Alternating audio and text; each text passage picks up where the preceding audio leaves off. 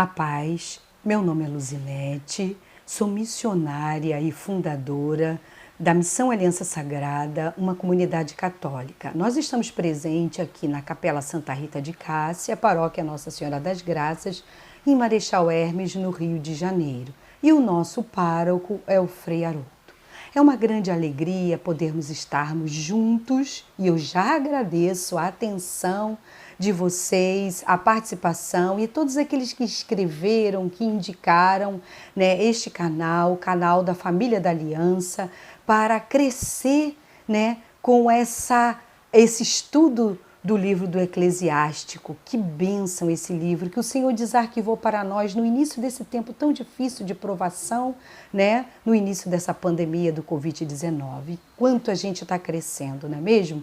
Então eu quero assim agradecer demais a você porque está nos indicando e está conosco participando.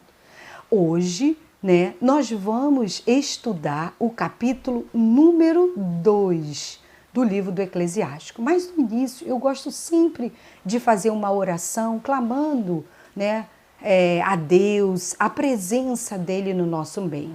E vamos pedir assim que o Senhor Deus envie os anjos dele, precisamente São Miguel, para que possa estar conosco neste momento, né, de estudo.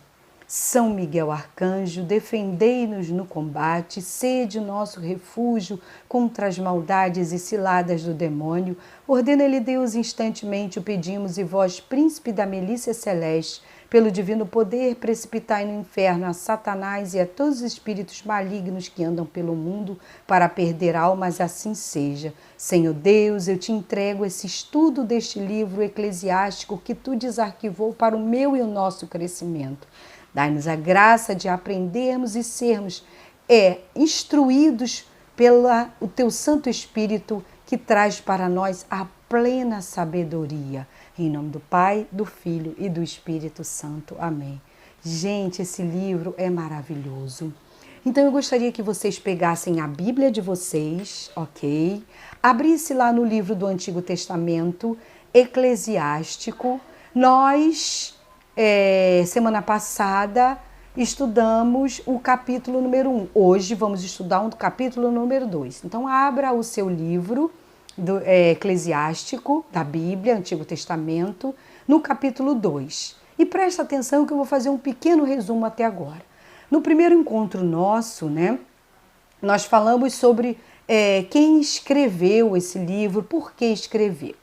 E nós vimos que foi Jesus, filho de Eleazar. Jesus era o nome comum da época, do ano 200 antes do nascimento de Cristo, e que ele tinha uma preocupação muito grande por ser escriba, de cuidar, né, da fé dos judeus, para que ele fosse fiel, eles fossem fiel e perseverante na doutrina. Então ele escreveu esse livro que é um manual eclesiástico, é livro da igreja, eclésia, né? É um manual, um livro de catequese, de instrução, de formação de caráter, de orientação para a educação dos filhos, para a educação da sua vida profissional.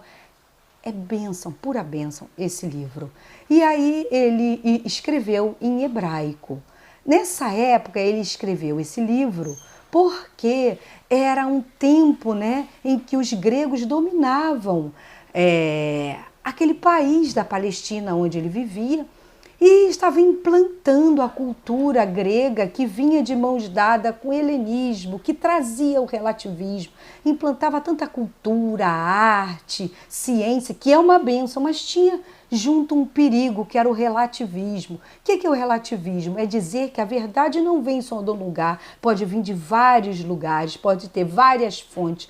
E para o judeu, para nós cristãos, hoje, a nossa verdade vem de Deus. Para eles, a verdade vinha de Javé. Então, Jesus, né, filho de Eleazar, virou e falou assim, de Siraque, virou e falou assim, Siraque, desculpe que falei Sidraque, mas é Siraque, ele ficou com medo, né? Não, a nossa fé não pode se perder, então vou escrever esse livro, deixando um manual. E aí ele começa a trazer para o judeu a presença de Deus através desse estudo e dizer que vale a pena ser perseverante na doutrina e na fé judaica. E mais tarde, o neto dele achou esses escritos e traduziu do hebraico para o grego, porque era em meio ali a civilização grega e todos os livros estavam sendo traduzidos, como a Bíblia foi traduzida, né, para o grego. Lembra da versão dos 70? Então, Alexandrina, ele traduziu esse neto do Jesus que escreveu esse livro. E aí ele traduziu para o grego para que todos tivessem acesso. E nós estudamos também no capítulo 1 sobre a sabedoria. De onde vem a sabedoria? A sabedoria vem de Deus. E a sabedoria tem uma fonte. A gente viu que a fonte da sabedoria é o verbo que se fez carne, é o próprio Jesus. Vimos que Deus dá a sabedoria às suas obras. Eu e você somos as obras de Deus, primas de Deus, e por isso recebemos a sabedoria. E a gente aprendeu também que a sabedoria, ela vem de mãos dadas, né, ou para oferecer, vem trazendo, vamos dizer, dois dons maravilhosos. O primeiro é o temor de Deus e o segundo é a própria sabedoria. E você não pode ter sabedoria se você não tem o temor a Deus. O temor a Deus é o respeito a Deus, né? O cuidado para não ofender a Deus. Aí você tem a sabedoria. E nós podemos contemplar e orar com aquele sábio rei que era tão jovem, de 17 anos, filho de Davi, e que pediu e clamou pela sabedoria. Nós fizemos essa oração. E hoje nós vamos estudar o capítulo 2. Pega a sua Bíblia, eu vou fazer uma leitura direta e depois nós vamos voltar estudando. Vamos lá. O capítulo 2 tem como título Paciência e Confiança em Deus. Então vamos lá. Meu filho, minha filha, né? Se entrares para o serviço de Deus, permanece firme na justiça e no temor. E prepara a tua alma para a provação. Permanece firme na justiça, né? E humilha o teu coração, espera com paciência. Dá ouvidos e acolhe as palavras de sabedoria. Não te perturbe no tempo da infelicidade, desculpa. Não te perturbes no tempo da infelicidade. Olha que chamada, hein? Sofre as demoras de Deus, dedica-se a Deus, espera com paciência, a fim de que, no derradeiro momento, tua vida se enriqueça. Aceita tudo o que te acontecer. Na dor permanece firme, na humilhação tem paciência, pois é pelo fogo que se experimentam o ouro e a prata, e os homens agradáveis a Deus pelo caminho da humilhação. Põe tua confiança em Deus e Ele te salvará. Orienta bem o teu caminho e espera nele. Conserva o temor dele até a velhice. Vós que temeis ao Senhor, esperai em sua misericórdia. Não vos afastei dele para que não caiais. Vós que temeis ao Senhor, tende confiança nele, a fim de que não se desvaneça a vossa recompensa. Vós que temeis o Senhor, esperai nele. Sua misericórdia vos será fonte de alegria. Vós que temeis o Senhor, amai-o, e vossos corações se encherão de luz. Considerai, meus filhos, as gerações humanas. Sabei que nenhum daqueles que confiaram no Senhor foram confundidos. Pois quem foi abandonado após ter perseverado em seus mandamentos? Quem é aquele cuja oração foi desprezada? Pois Deus é cheio de bondade e misericórdia. Ele perdoa os pecadores no dia da aflição. Ele, o protetor de todos os que verdadeiramente o procuram. Vou ler de novo. Ele é o protetor de todos os que verdadeiramente o procuram, Deus. Ai dos corações fingidos, dos lábios perversos, das mãos malfazejas, do pecador que leva na terra uma vida de duplicidade. Cuidado, hein? Ai dos corações tímidos que não confiam em Deus e que Deus, por essa razão, não protege. Ai daqueles que perderam a paciência, que saíram do caminho reto e se transviaram nos maus caminhos. Que farão eles quando o Senhor começar o exame? Aqueles que temem o Senhor não são como incrédulos à sua palavra, e os que amam permanecem em sua vereda. Aqueles que temem o Senhor procuram agradar-lhe. Aqueles que o amam satisfazem-se na sua lei. Aqueles que temem o Senhor preparam o coração, santificam suas almas na presença dele. Aqueles que temem o Senhor guardam os seus mandamentos, têm paciência até que ele lance os olhos sobre eles, dizendo: se não fizermos penitência, cairemos nas mãos do Senhor e não nas mãos dos homens, pois a misericórdia dele está na medida de sua grandeza. Palavra do Senhor, graças a Deus. Que bênção, gente, que maravilha. E esse estudo hoje, eu trago uma pergunta para vocês, que a resposta está aqui dentro desse capítulo. A pergunta é o seguinte: o que Deus te pede na dor e na humilhação? Nós passamos por essa leitura. O que Deus pede a mim, Luzinete, e a você, meu irmão e minha irmã, na dor e na humilhação.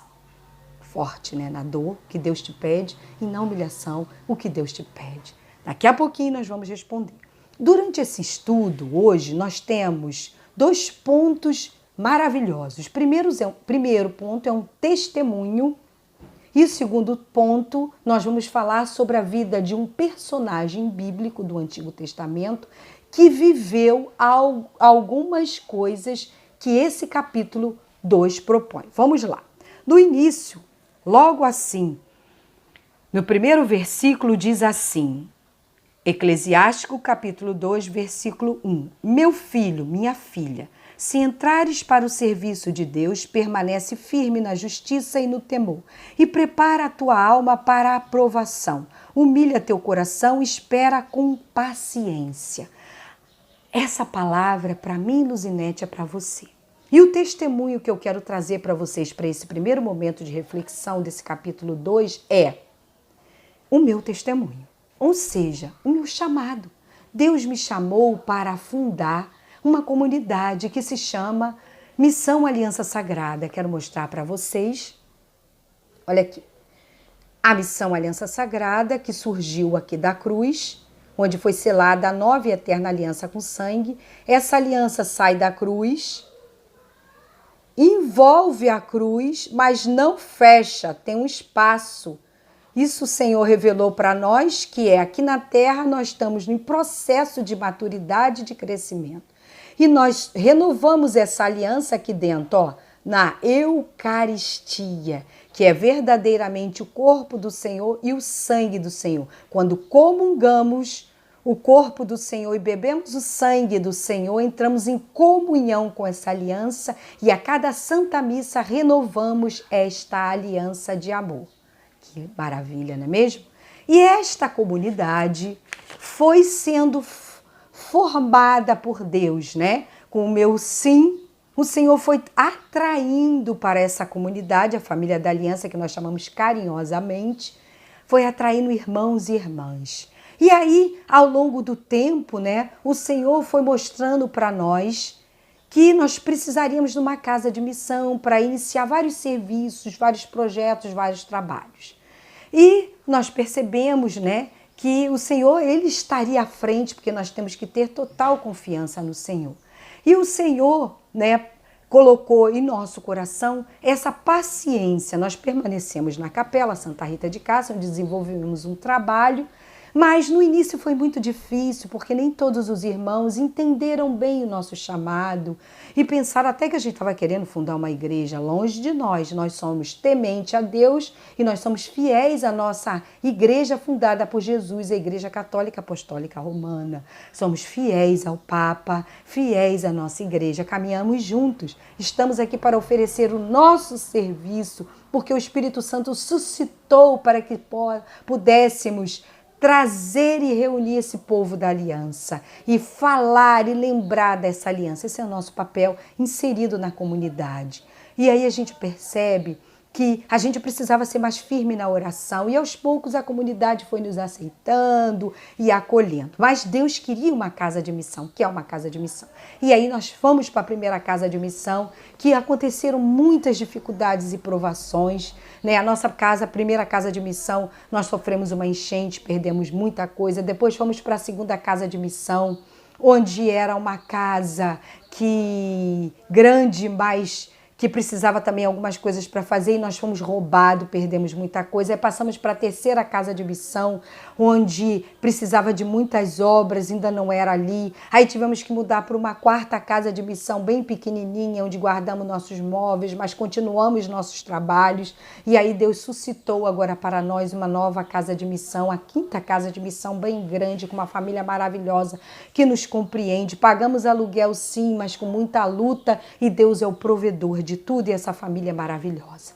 E aí a gente vê que precisa ter paciência e ter coragem e firmeza, né? E hoje nós estamos caminhando, né, na graça. Somos uma comunidade de leigos, agostinianos, coração inquietos. Temos um carisma que é a busca da santidade, um coração inquieto para a mudança e transformação, né? A nossa espiritualidade é justamente a adoração a Jesus presente vivo na Eucaristia, que é o memorial da aliança. Fazemos nossa consagração, né, e renovação desta consagração no dia de Corpus Christi, que é o dia, né, da nova e eterna aliança.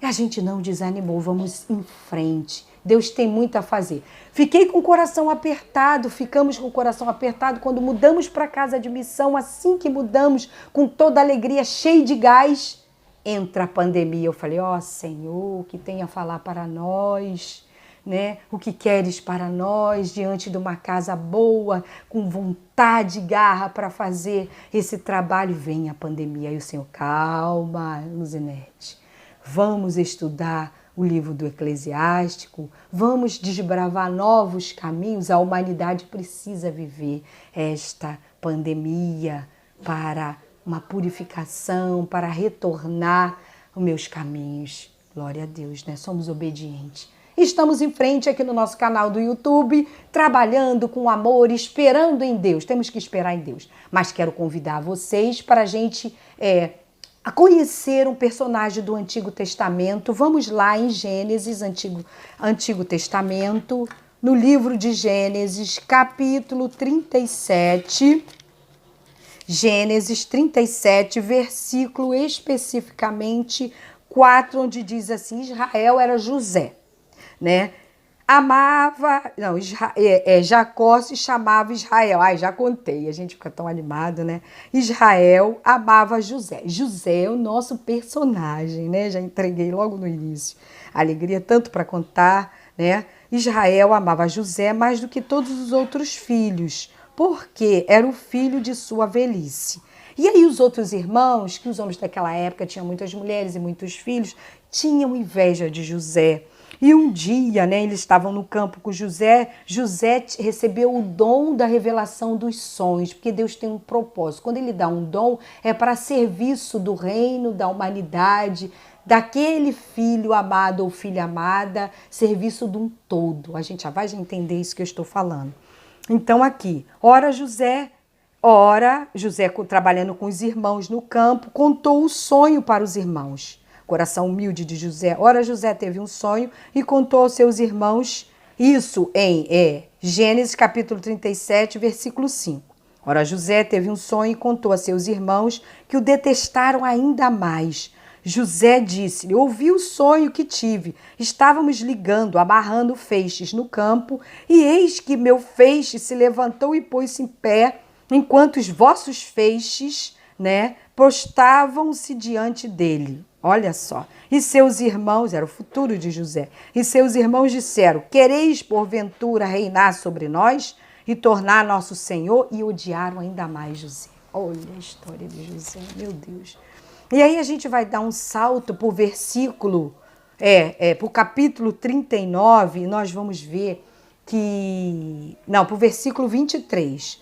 Gênesis 37, versículo 23. Eu separei os versículos e vou falando devagarzinho para vocês, que diz assim: O pai de José, chamado Israel, que era Jacó antigamente, depois teve o nome mudado, os filhos levavam os rebanhos para pastar na montanha, estavam demorando muito, ele falou, José, meu filho, vai atrás dos seus irmãos, ver o que está acontecendo. É um resumo da história, porque é muito grande. E aí José foi até lá, né? Quando foi chegando perto dos irmãos, os irmãos olharam para José, né? E falaram assim. Quando José se aproximou, no versículo 23 do capítulo 37 de Gênesis, diz assim: quando José se aproximou de seus irmãos, eles o despojaram de sua túnica, daquela túnica de várias cores que trazia, que eles tinham inveja, e jogaram numa cisterna velha, cheia de água, que não tinha água. O objetivo deles era matar o irmão. Mas depois eles pensaram, a gente vai matar o nosso sangue, o que a gente pode fazer? Quando eles olharam assim para o horizonte, viram que vinha uma caravana de homens, de comerciantes que iam para o Egito. E aí venderam José, falou, vamos ganhar dinheiro com ele. Pegaram a túnica dele, mancharam de sangue, para depois mentir para o pai, dizendo que o José tinha sido morto, o animal pode ter sido devorado, ele, ter devorado ele, mas venderam ele para o Egito. E aí começou a luta de José, né? Aqui no versículo, no capítulo 41, não, no capítulo 41, tem um 40, mas fala, vamos ver para o 40, Gênesis 40, versículo 8. Aí, José, vou resumir, José, vendido para o Egito, ele foi comprado por Potifar. Potifar, ele era o mordomo do faraó, olha só. E aí, esse homem, esse mordomo do faraó Potifar, ele, empregado do faraó, né? Ele levou José para a casa dele para poder trabalhar para ele. E ele viu que José era um jovem que se destacava, porque ele era temente a Deus. E aí colocou, depois de um tempo, à frente dos negócios dele, viu que José alavancava os negócios, tudo crescia. E aí Potifar falou assim, nossa, esse rapaz é muito bom. Entregou todos os seus bens, que teve grande progresso e foi uma benção. A mulher de Potifar ficou com o olho em cima de José e quis ter um caso com ele. Se ofereceu para ele, mas José era temente a Deus e temente ao seu senhor, né? E falou, não quero ter nenhum relacionamento contigo, porque eu não quero desagradar a meu Deus e nem a meu senhor. E aí a mulher foi para Potifar, o marido contou tudo ao contrário, disse que ele queria agarrar ela, fazer uma besteira danada. Potifar, como gostava de José, chegou ao faraó, falou, esse homem está trazendo problema para a minha vida, joga ele na cadeia. Jogou na cadeia. Lá na cadeia, José, naquele sofrimento, mas confiando a Deus, temendo a Deus, José aqui, no versículo 3, vamos voltar, segura Gênesis, lá, 40, mas vamos voltar para o Eclesiástico, capítulo 2, versículo 3, que diz assim, sofre as demoras de Deus, dedica-se a Deus e espera com paciência. No 4, aceita tudo que o Senhor quer que te aconteça. Vamos voltar para Gênesis. José viveu isso, que o capítulo 2 do Eclesiástico propõe. José ficou ali perseverante. Lá na cadeia, teve o padeiro e o copeiro do faraó, se aborreceram, tiveram uma desavença, foram jogados na prisão e aí conviveram com José. Eles tiveram um sonho, José revelou o sonho dizendo, Deus é que revelava. E aí, no sonho que o José revelou, dizia que o padeiro, mais na frente, ia morrer, mas o copeiro ia voltar às tarefas antigas diante do faraó. E José falou, quando você voltar, não esqueça de mim. Quando o copeiro voltou para Faraó, né? Faraó teve um sonho. Vamos lá ver esse sonho em Gênesis 41. Gênesis 41, versículo 16, que diz assim, o faraó teve um sonho e aí o copeiro lembrou daquele homem que revelou o sonho e que ele tinha se cumprido o sonho, que ele estava ali. Aí falou, faraó, o senhor teve esse sonho e aí ninguém revelou. Posso indicar um jovem que está na cadeia e que revela esse sonho? O faraó mandou chamar José, né? No capítulo 14 diz assim, o faraó mandou chamar José, a qual foi imediatamente tirado do cárcere. Olha, nós estamos em Gênesis capítulo 41, versículo 14. Imediatamente tirado do cárcere, José foi, né, e até o faraó.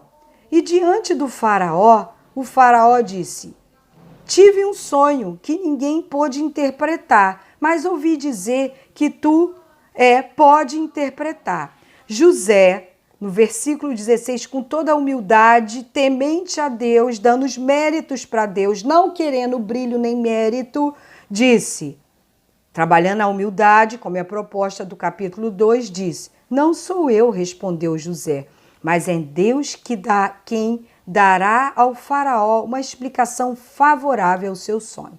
E faraó então disse a José, em meu sonho eu estava à margem do rio Nilo, e eis que no Nilo saíram 7 vacas gordas e belas que se puseram a pastar no capinzal. E saíram em seguida 7 vacas magras, feias e disformes, como jamais vi em todo o Egito. As vacas magras e feias devoravam as 7 primeiras gordas, que entraram em seu ventre como se nada fosse, pois ficaram tão macifiladas, ou seja, desapareceram, né? E feias como antes. Eu tive também outro sonho e vi elevar-se de uma mesma haste 7 espigas cheias e belas de milho, mas também 7 outras espigas ruins e medíocres, finas e queimadas pelo vento do Oriente, né? Aí ele continuou, e as espigas magras engoliram as 7 espigas feias. José então disse, Faraó, o duplo sonho quer dizer que Deus lhe revelou, ele disse que vai se cumprir este sonho. E ele disse, as 7 belas vacas são os 7 anos de bênçãos que o Egito vai ter de produção, de multiplicação de animais, produção, né, da colheita. E as 7 vacas magras e feias são os tempos de penúria que a terra nada dará, né? E aí o faraó ficou encantado com aquela postura, aquela posição de José e disse, a quem colocarei para cuidar desse tempo dos 7 anos para poder guardar todo essa colheita. Aí o faraó pôde a pensar, José ficou quieto e Deus tocou no coração Javé de Faraó. O faraó falou assim, é você, rapaz, que vai tomar conta. E colocou José como governador das cidades para cuidar. E José cuidou das cidades, fez com que aqueles 7 anos de vacas gordas de produção tivesse muita colheita e animais. Aí começou os 7 anos de vacas magras, já no segundo ano, já o Egito inteiro já não tinha o que comer e já foram procurar comida e víveres no Egito quando os irmãos de José chegaram até ele. E aí José foi vendo toda aquela situação, foi perdoando, pedindo a Deus força, porque perdão é um dom. E um belo dia, depois de muito conviver com os irmãos, vendendo aqueles víveres, os alimentos, Deus tocou no coração dele. Por que aconteceu tudo com ele? A gente vai para o versículo, pelo capítulo 45, depois vocês leem devagar, que a história é linda, mas é muito grande. Vai para Gênesis 45, versículo precisamente 8. Mas antes eu queria dizer que José, né, mais uma vez vendendo aqueles alimentos para os irmãos, ficou muito emocionado e começou a chorar alto, pediu todos que saíssem da sala. Os irmãos nada entenderam daquele choro. Ele perguntou, meu pai ainda vive? E diz, ele então se revela aos irmãos. Aqui em Gênesis capítulo 45, versículo 8 diz assim, né? No 4 primeiro ele diz assim, eu sou José, vosso irmão, que vendeste para o Egito. Mas vós não entristeçais, nem tenhais remorsos de me terdes vendido para ser conduzido aqui, e para vos conservar a vida que Deus me enviou diante de vós. Aí diz assim, não sois vós, pois que me haveis mandado aqui, isso no versículo 8, mas foi Deus mesmo que me mandou. E ele fala lá, né? Ele me mandou para que eu pudesse cuidar do povo dele, para que não morresse de fome. Traz meu pai, traz todo mundo e vem morar no Egito. Olha que palavra de perdão, olha que atitude de homem rico no perdão e da graça. Olha como é cumprido, que se cumpriu, sofre as demoras de Deus de todo aquele tempo de prisão. Olha como José aceitou tudo o que aconteceu dele no Eclesiástico, capítulo 2, versículo 4. Aceita tudo o que te acontecer, na dor permanece firme, humilha-se, na dor permanece firme, na humilhação tem paciência. Isso está sendo para mim, Luzinete, diante de todo esse chamado, e assim para você, nesse tempo de pandemia, nesse tempo de incerteza. Fica firme, meu irmão, fica firme. Que linda história, né? De José, o quanto José vem ensinar para mim e você. Lembra da pergunta? O que te pede Deus na dor e na humilhação? Vou lá, acabei de responder, José deu a resposta. No versículo 4 diz assim, na dor, aceita tudo o que te acontecer. Na dor, permanece firme. Deus quer que na dor você seja firme na palavra dele, firme no propósito dele. E diz, na humilhação, tem paciência. José foi muito humilhado, teve paciência. E nós, na família da Aliança, diante de toda incerteza, humilhação, dor e angústia, precisamos ter paciência, né? Que bênção, meu irmão, que bênção esse capítulo, né? E esse capítulo 2 também quer dizer, já fizemos a leitura, no versículo 12, pois quem foi abandonado após ter perseverado em seus mandamentos? A gente não é abandonado nunca pelo Senhor, como José não foi, como nós da família da Aliança não somos, e como você, meu irmão, não será nunca abandonado, né? Eu quero que você feche seus olhos para nós fazermos uma oração de agradecimento. Pai amado, Pai querido, Jesus amado, Jesus querido, Espírito Santo amado e querido.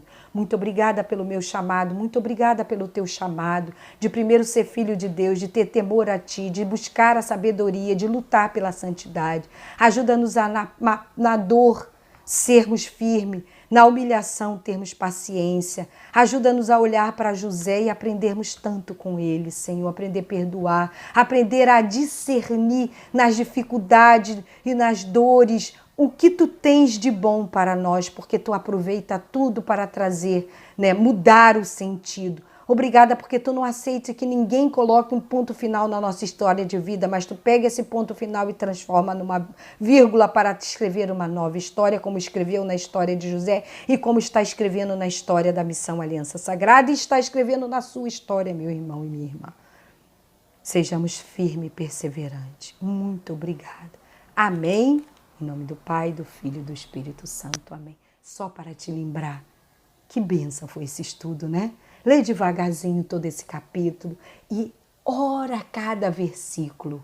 Quero dizer para vocês que aos domingos nós vamos fazer sempre o estudo do Eclesiástico. Quero dizer para você que semana que vem nós vamos estudar o capítulo 3, que vamos conhecer uma história de uma família maravilhosa e que foi humilde. Olha só que lindo essa família, quanta coisa maravilhosa. Eu até tirei uns detalhes, né? Ela disse sim aos planos de Deus, ela teve misericórdia e perdão para com todos que faziam mal para eles. Que bênção, né?